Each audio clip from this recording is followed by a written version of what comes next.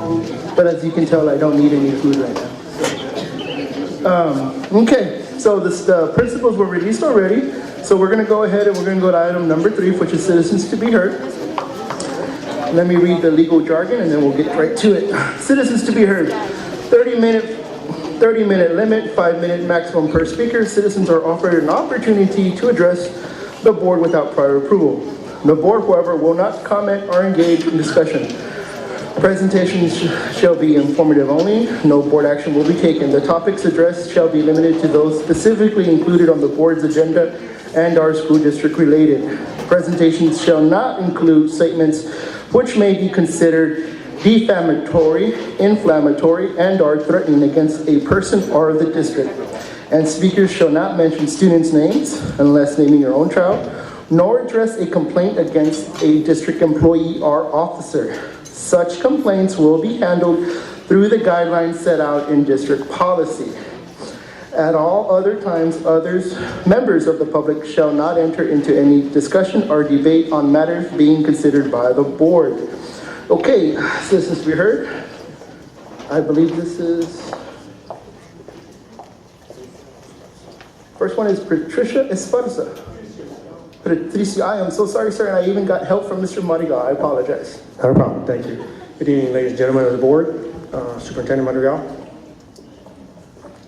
How much time do I have? Maximum 5 minutes, sir. 5 minutes, okay. I'll address it pretty quick. And these are the topics of the employee practices, student welfare, and also relations with parent organizations. It's my understanding that the school district does receive federal funding. I ask that the school district request them to exercise due diligence to protect the constitutional rights of the students and to educate them on the constitutional rights of the students because they're allotted that right because they are born U.S. citizens.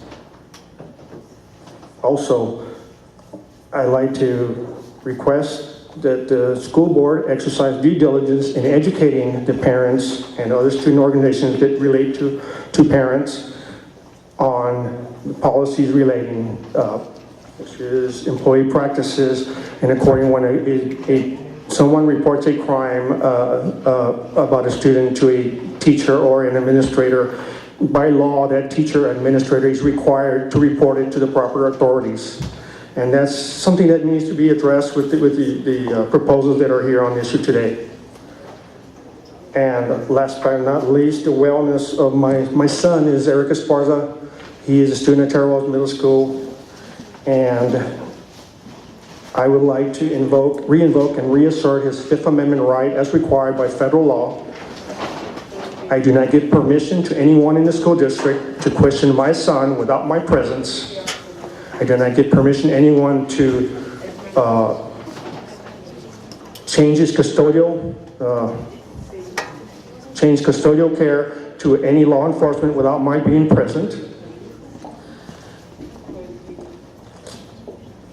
And that kind of goes with the district. You know, sometimes, you know, the teachers are not aware that their student has protected rights, and they may fall into a issue where they may be violating the student's right without knowing. So I ask that that may be addressed further in your employee practices. Thank you very much. You'll have a wonderful evening. Thank you very much, Mr. Esparza. Next up, we have a Miss Corina Salcido.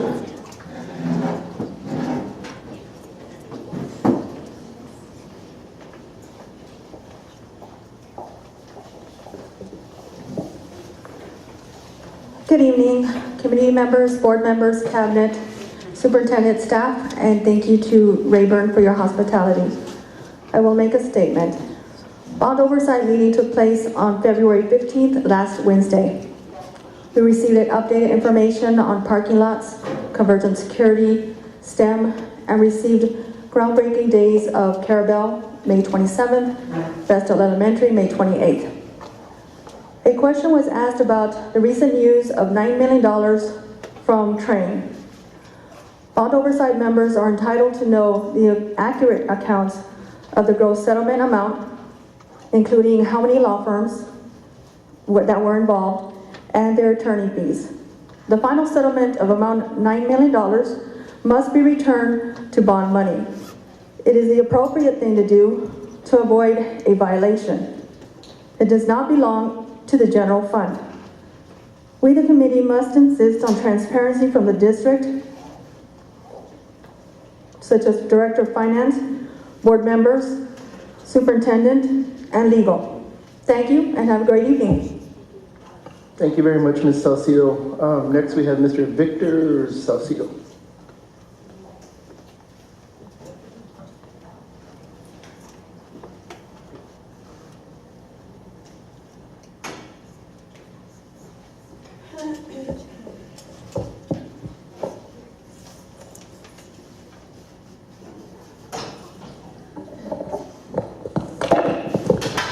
Good evening.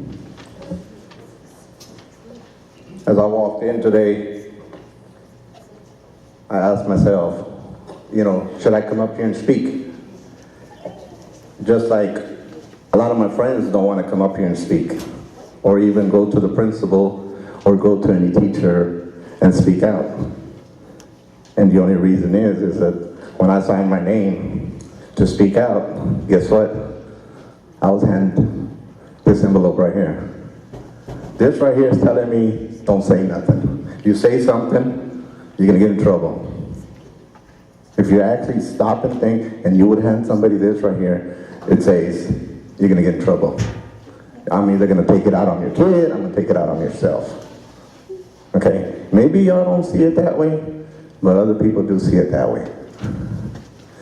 If I say anything, you'll be arrested. They're only gonna tell you one time. Seriously?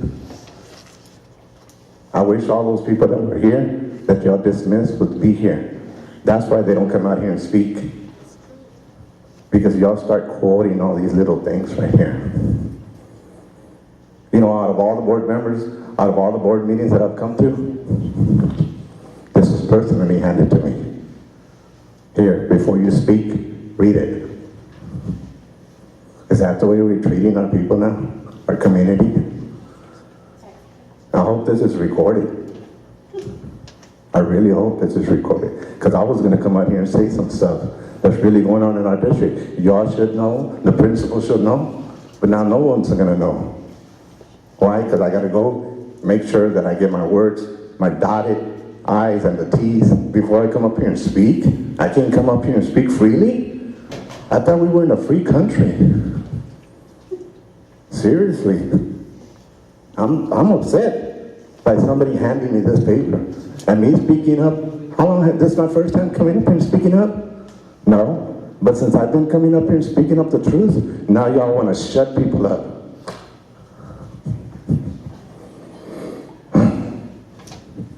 But you can only shut us up so far, until we start dotting our I's and crossing our T's. Then once we get everything, I don't come up here with papers knowing what to say. I say it from the inside. And if I say a word, I might have said it wrong. Y'all gonna quote me on that? That's what it sounds like right here. And then you say, go to the proper channel. I know that I wrote something down. I gave it to every board member. That was in January, and nothing has been said to me. You have 2 minutes. Nothing has been said to me. So I went by the proper channels. Have I received anything? A comment and said, Mr. Salcido, I received your email. This is what we looked into. No, I went through the perfect channels, and I still didn't get nothing. Wow. I don't know who's behind this, seriously. But, it's like, now you're afraid to, I have my car parked in the front. I went to go move it to make sure it's safe somewhere before somebody goes and tows it.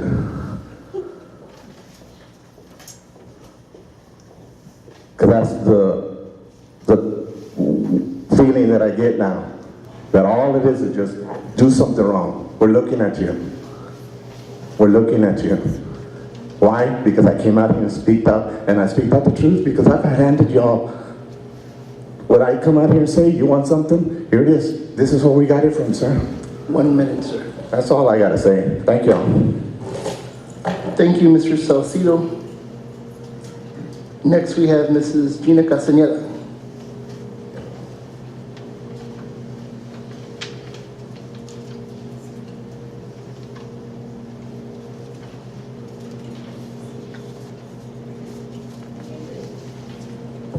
Good evening, superintendent, staff, community members.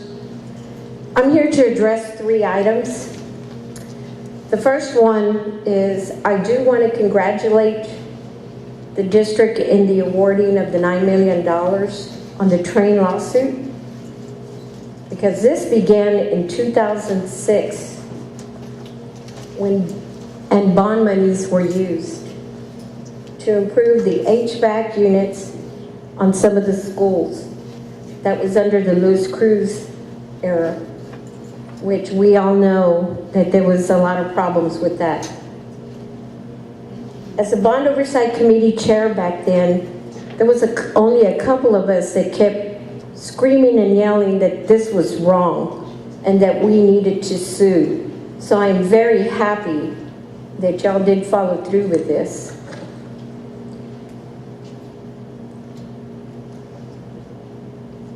And I'm very thankful to see this.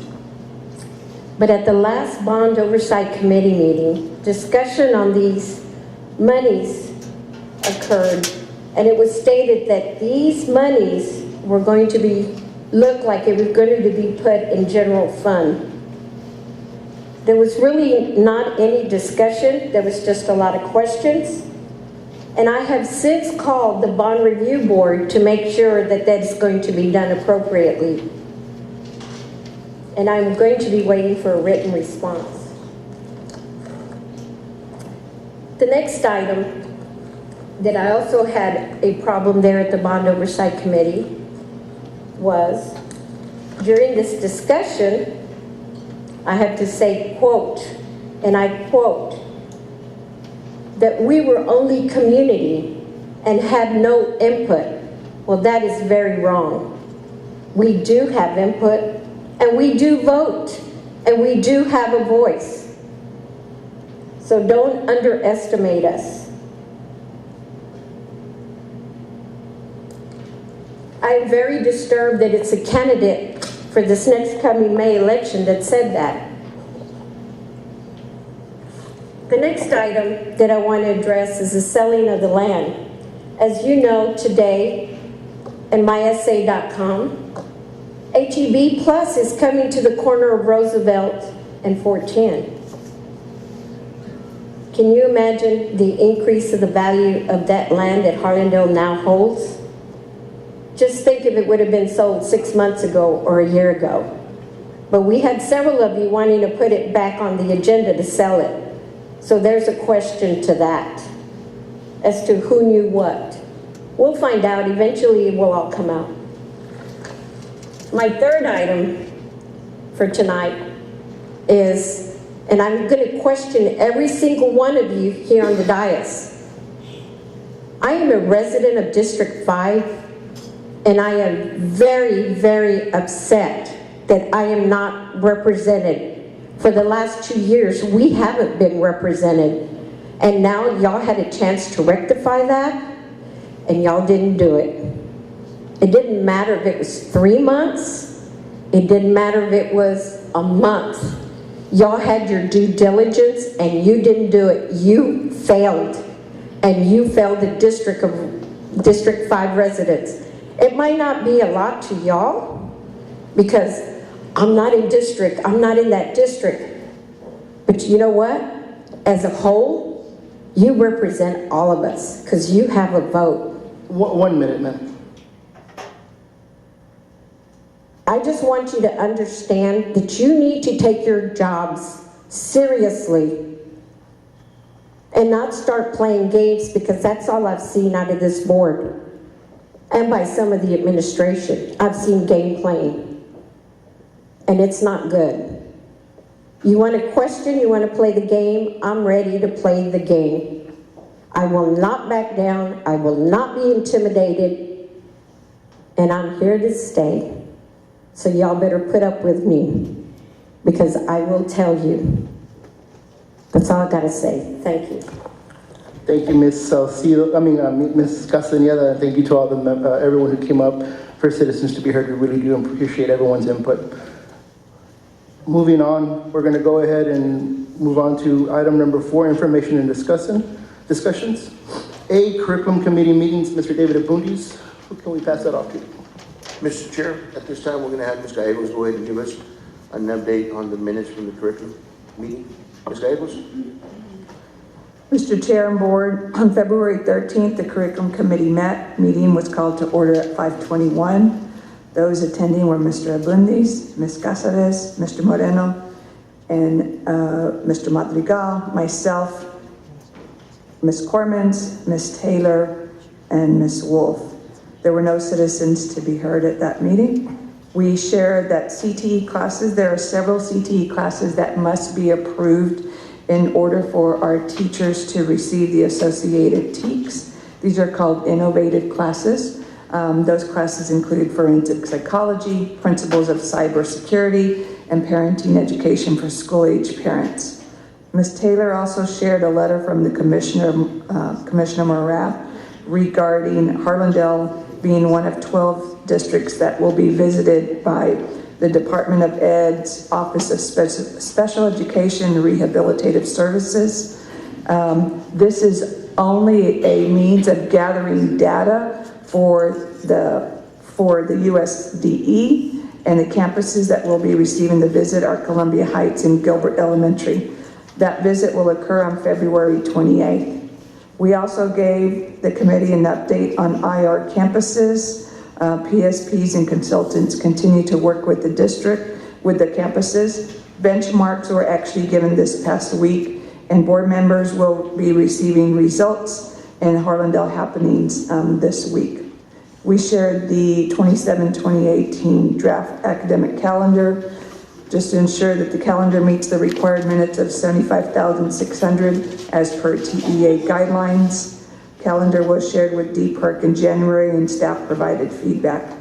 We also shared a math initiative that we will be engaging in with both our high schools for our algebra classes by purchasing Inspire calculators. Along with this, we'll include that 5-day training for our teachers this summer. I added an addition, which is the MOU between Alamo Community Colleges and our STEM Early College High School for the 17-18 school year. This MOU must be approved by the board in order for us to apply for the early college designation by the state. And then Ms. Taylor shared the process and number of speech referrals at the elementary level as requested by board members. Meeting was adjourned at 6:13. Thank you, Ms. Gallegos. Any questions? All right, then we'll move along. We'll have, again, the policy committee meeting. Again, Mr. Quesada was the chairperson, but we also have Mr. Hernandez and Ms. Tudyk here for that, Ms. Tudyk for this one, for the policy. Ms. Tudyk? Yes, sir, my pleasure. The Board Policy Committee was called to order at 5:15 by Mr. Carlos Quesada, chairperson. In attendance were board members David Abundis and Christine Carrillo with staff members, Superintendent Ray Madrigal, and Diane Tudyk, Executive Director of Human Resources. Briefly, Update 107 recommends changes to local policies on topics including gives fundraisings, employee and contractor misconduct, and revisions to legal policies incorporate various administrative rules and additional provisions from the Every Student Succeeds Act, as we know it, ESSA. The committee reviewed each local policy recommended for update by TASB, looking closely at the language that was revised and having a discussion on the few policies addressed in this update. Mr. Quesada asked clarifying questions on the process of staff review. Mr. Madrigal shared that each cabinet member is given the policies that fall under their department. In turn, they provide comments and feedback to the Executive Director for Policy Committee. For policies that are more complex or when staff is recommending local language changes, that cabinet member will present at Policy Committee. Finally, Mr. Abundis asked if the committee could look at the district's grading policy specifically for AP and dual credit courses for our next meeting. We concluded with reviewing some exhibits. TASB is recommending to move to administrative regulations to allow the district to have flexibility and improve its efficacy in addressing changes. We adjourned at 5:37. Thank you, Ms. Tidik. Okay. Any questions on the policy committee from the board? Okay, moving on, we're going to move on to item number C, 4C. On first reading, proposed TASB policy update 107 will be presented and recommended to the board for discussion only. Again, Mr. Chair, we'll have Ms. Tudyk again. This is the first reading for the proposed TASB policy update 107. Ms. Tudyk? Yes, sir. As I summarized earlier in the policy minutes, this is only for review. A lot of the policies are reflecting some legal update language in ASAP, updating some policies that we can all get behind, policies addressing if there's any misconduct by an employer or contractor that as a district we would not help them get another job, which I'm sure we can all get behind that. So there were some other minor changes in language. Most of the changes, in case that you're looking at them, some of the policies that have a lot of strike-throughs, what TASB is saying is that these should be reserved for administrative regulations. That what we tended to do in the past is enumerate every reason. We would say, for example, I think on one of the policies they talked about. It was on, I think, in the business office, and for example, and you'll send your receipt, and you'll do this, and you do this, and you do this, as opposed to simply saying, employees will follow the administrative regulations concerning business and payroll. That we didn't have to enumerate and get so specific because things change, and administrative regulations allow us to take care of those changes and update quickly versus policy that takes, a few months. So those were most of the changes, nothing out of the ordinary or one that we would incite a lot of discussion. Most of them were fairly straightforward, sir. Mr. Chair, Yes, ma'am. I'd like to move to approve 11 of the policies, all 11 policies. Okay, do we have a motion? Do we have a second? Mr. Chair, Mr. Chair. this is just for first reading. This is just for first reading, and again, like Ms. Tudyk mentioned, these were all the recommendations that came to us from TASB Legal to staff to share with the board. And again, like Ms. Tudyk mentioned, they're just minor adjustments to bring, again, the verbiage and our policy to be more clear. And again, not have repeated information on different areas of our policy. This is the first reading. It has to go to the second reading, and then we can, at that time, officially approve the changes. Mr. Moreno. Yes, Ms. Tudyk, on local DC, number, I guess it's on page 13, where it says an exit interview shall be conducted. Is that listed somewhere else in policy? Because I feel like it's been it's been struck out. That's been moved to administrative regulations as that is part of the practice in that all employees are given an exit interview upon the submission of a resignation letter. Okay, so just redundant verbiage is probably somewhere else. Yes, sir. Okay. Real quick, just for the, record, Ms. Gladio, you're going to rescind your motion, correct? Yes, okay. So Ms. Gladio rescinds her motion. And then again, what Mr. Marigal had pointed out was the fact that this is not something that any of us at Harlandale just came up with. This is recommendations from TASB and TASB Legal. So thank you so much for pointing that out, Mr. Marigal. Thank you so much. Ms. Tudyk was part of that meeting. It was very productive, so thank you so much. Any other questions from any board members? Okay, moving on to item number, I believe, D, the Finance Committee minutes. Chair was me, Mr. Quesada. I'm going to hand this over to Mr. Richard Hernandez, who's the real chair of that meeting. Yes, sir. Thank you, Mr. Chair, members of the board. The meeting was convened at 5:46 p.m. on February 16, 2017. The first item discussed was committee's consideration regarding the request for RFQ for annual financial auditing services. The committee, this is basically a follow-up to the previous board discussion regarding annual auditing services. The committee was told or reported that the auditors are hired by the board and respond directly to the board. Current auditors are Garza Gonzalez, an independent CPA firm. They audit in accordance with state and federal regulations. Based on the period of time with the district, the committee asked of staff's experience with Garza Gonzalez. We replied that they've been professional in dealing with staff, they're thorough and knowledgeable with the audit team of state and federal and industry guidelines. They provided valuable recommendations through the board, which then the staff adopts in order to strengthen its internal controls. Based on the discussion between the committee, it was determined to continue with the auditing services of Garza Gonzalez. The second item was the investment report for the quarter ending December 31st, 2016. The book value of investments in the general fund was $76.3 million.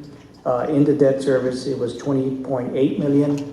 Capital projects, $41.9, for a total of invested funds of $139 million. All investments are in accordance with board policy CDA legal.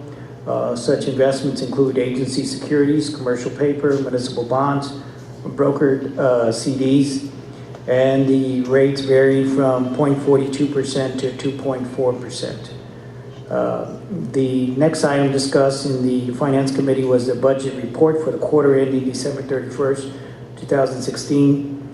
The revenues that were reported was noted that an increase is expected in the next quarter, as January 31st is the last date for tax revenues to be collected, because then they will be delinquent. So we see a large influx of those revenues. However, during that time, from the time that the budget has started to the end of December, state funds have been steadily been received by the general fund. Also, the debt service, TEA has settled up on the annual IFA EDA amounts that the district receives of $15 million. And so those have been invested, and we have recently met debt service payments for February. Pointed out was the fund balance in the child nutrition fund of 2.7, which helps to address any deficits in that fund due to unfunded USDA feeding requirements. The level of expenditures reported for this quarter were at 40 to 50%, which should be about that time based on the 10-month school of operations. Additionally reported for the budget report was the child nutrition fund as well as the debt service fund. The meeting adjourned at 6:10 p.m. Thank you, Mr. Hernandez. Do we have any Mr. questions? Chair? Yes, ma'am. Yes, I have a question. Mr. Hernandez, how long has Garza Gonzalez been with the district, sir? I believe they've been with the district for about 25 plus years now. Okay, and this is the time of the year that their contract comes up for renewal, is that correct? Yes, ma'am. March 1st is the date that we need to give them notice. Okay, so it comes up every year? Yes, ma'am. It can. Thank you. Again, they work for the board, and the board's desire to change auditors if they wish to. Okay, thank you, sir. Yes, ma'am. Do we have any further questions from any of the board members? Thank you so much. Moving on to item number E, Mr. Marigal. Report gifts accepted on behalf of the board per policy CVC local. Yes, Mr. Chair, we have monetary donations to McCollum High School from Friends of the Cowboys for softball equipment for $1,350. We also have to McCollum High School, anonymous donate for the science department supply for $500. And then we have Early College High School with the Sorrel Foundation to purchase equipment for robotics for $5,000. Then some non-monetary donations we have for the Joel Wetzel Center from Home Depot, some gift cards for $75 for a total of $6,925. Those are all the gifts for to report for the month of February. Thank you so much, Mr. Marigal, and thank you so much for those individuals who gifted that to us. Number 5, consent items. We have consent items A through P. Mr. Chair, Yes, ma'am. now I move to approve items A through P. She's been waiting to get a motion in. I know, I have. So we have a motion from, Unless any of my colleagues would like to pull any of them. I okay. move to approve items A through P. Does anybody want to pull anything? Do we have a second on that motion? A second. We have a second from Mr. Moreno. Do we have any discussion? Okay, being that there's no discussion, all those in favor of approving consent items A through P? All of the ayes have it, unanimous vote. Moving on. 6 individual items. 6A, consideration and possible action to approve the amended GMP guaranteed maximum price for Carol Bell and Vestal Elementary projects. Mr. Marigal? Yes, at this time, Mr. Chair, we'll have Mr. Soto go and take the lead on this presentation again for the GMP for both Carol Bell Elementary and Vestal Elementary projects. Mr. Soto? Mr. Chair, members of the board, with the GMP, it came out to one total instead of it being each individual school, but the total did come out to our total projected budget amount of $33,966,527.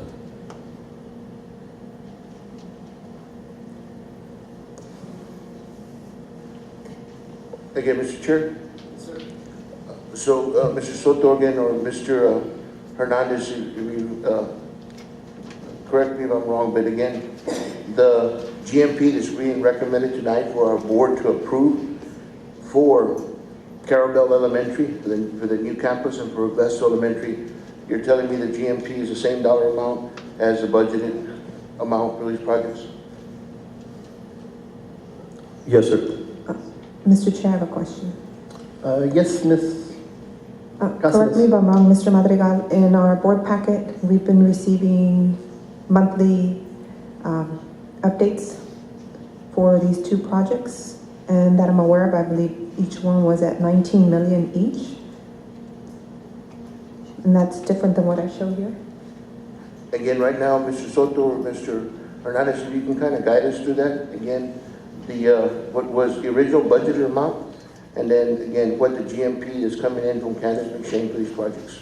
Or could you go over that for me just in a little more detail, Mr. Soto, and explain that? So I'm assuming that the amounts have changed and they've been lowered, but we hadn't received that in our board packet because this is different than what we've been receiving. The amounts that I believe you're referring to is the total budget amount, which includes construction, the project manager's fee, soft cost, project manager's fees, and any other cost related, architect, correct, architect, and then the management of the architect. So that's a total budget. What is being pointed out here is the GMP, which is just a construction budget. So when we look at what was budgeted for construction, which is the same as then what we would try to tie the GMP to, they are both equal. The total amount of the project itself is about $19 million that's been referred to. But again, as I said, that includes all the costs, construction, architect, soft costs, and then the management of those 3 costs as well. Okay, thank you, sir. Yes, I ma'am. just wanted to make sure that. Yes, ma'am, absolutely.